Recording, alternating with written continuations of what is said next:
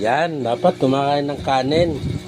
Wala muna Jollibee ha. Wala pang pera si Papa. Sabi ka. Pag wala pang pera si Papa eh. Sabi, Deden, wag. Oh, pag sahod na lang ni Papa ha.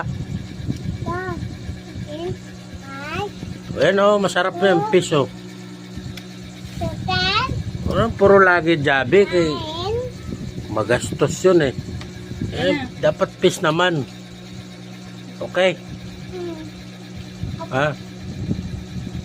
Oh, sarap pa. Sarap. Wow. Anong ulam? Wow, fish. Asim. Huwag na mag-ikot. Huwag na mag-ikot kay may hilo ka. Busin na kami. Yummy.